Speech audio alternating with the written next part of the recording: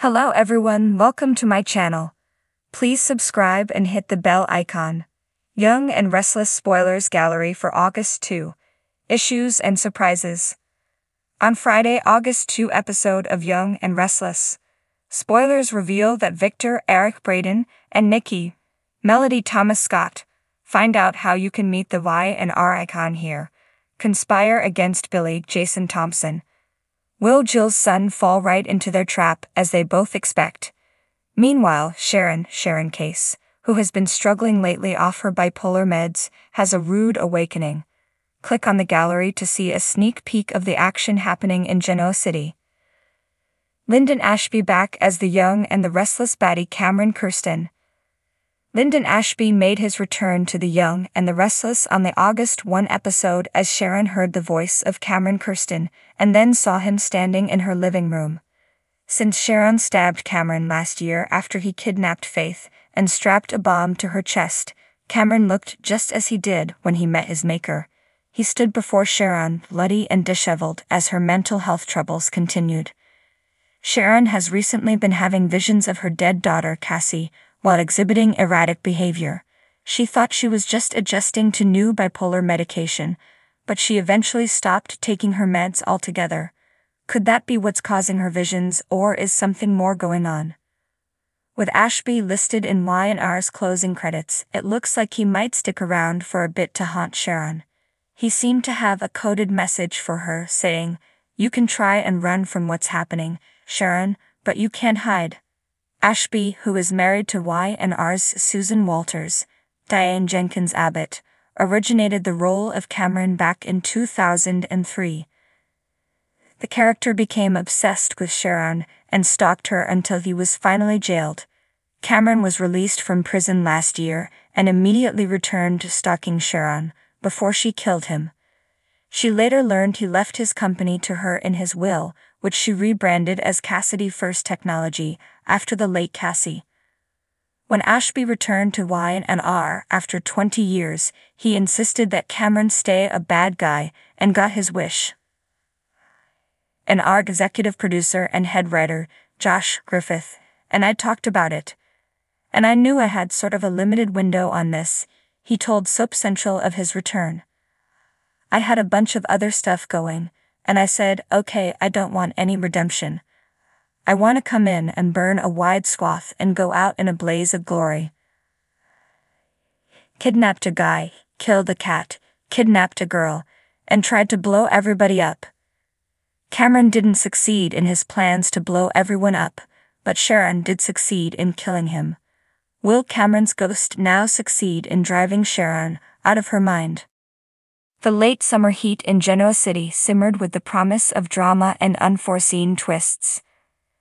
The lives of its residents were once again set to intersect in ways that would leave no heart unscathed and no secret untouched. As August rolled in, it brought with it a wave of issues and surprises that would shake the very foundations of this small, yet turbulent town. Adam's struggles with redemption. Adam Newman stood at the edge of Chancellor Park, the weight of his past sins bearing down on him like the oppressive August sun. He had been on a path of redemption, striving to prove to everyone, especially himself, that he was more than the sum of his mistakes. But old habits die hard, and the whispers of his past were never far behind. Just as he was beginning to make amends, a shadow from his previous life emerged. An unexpected visitor from Las Vegas, a man with a dangerous secret, arrived in town, threatening to unravel the fragile peace Adam had managed to build. This mysterious figure held the key to a part of Adam's life that he had buried deep, a part that Chelsea and Connor knew nothing about. Chelsea, sensing the tension in Adam's demeanor, tried to offer her support. But Adam, fearing the consequences of this secret, began to distance himself, pushing Chelsea away in his attempt to protect her. As the days of August ticked by, their once unshakable bond started to show cracks, leaving Chelsea to wonder if their love could survive yet another trial. Victoria's unexpected ally. Victoria Newman, always the stoic and determined CEO, found herself at a crossroads. The corporate world was ruthless, and Newman Enterprises was facing a crisis that required a delicate touch and an iron will. Just as she was beginning to feel overwhelmed by the pressure, an unexpected ally stepped into the fray. Nate Hastings, with his keen intellect and unorthodox approach, offered Victoria a partnership that promised to turn the tide. Their alliance, born out of necessity, began to blossom into something more. Late-night strategy sessions turned into moments of genuine connection, and Victoria found herself drawn to Nate in a way she hadn't anticipated.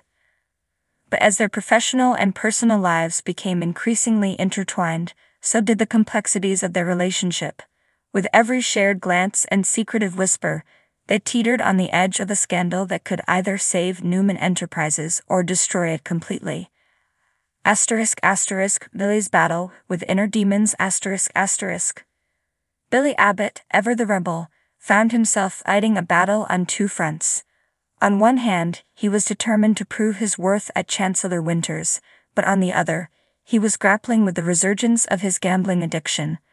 The stress of balancing his professional responsibilities with his personal demons was taking its toll, and those closest to him could see the strain. Lily Winters, his steadfast partner, tried her best to support him.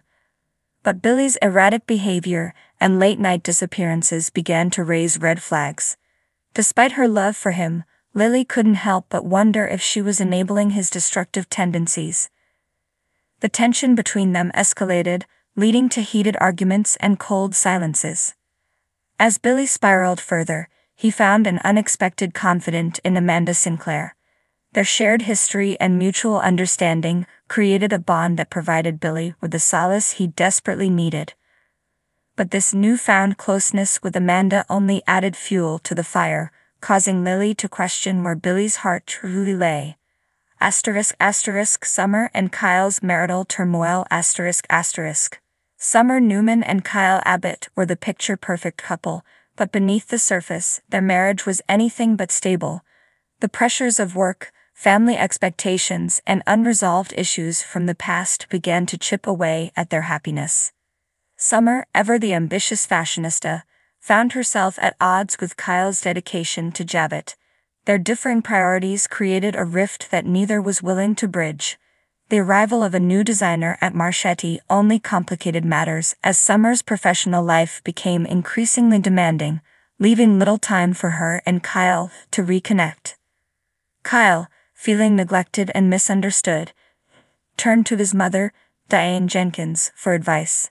Diane, ever the manipulative strategist, saw an opportunity to regain control over her son's life.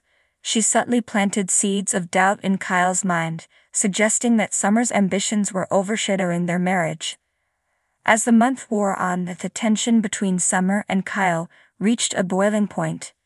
Heated arguments gave way to cold shoulders, and the once inseparable duo found themselves drifting apart.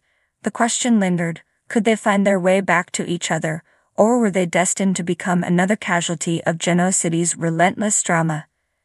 Sharon Newman, always the heart and soul of Genoa City, found herself drawn to a new and unexpected connection.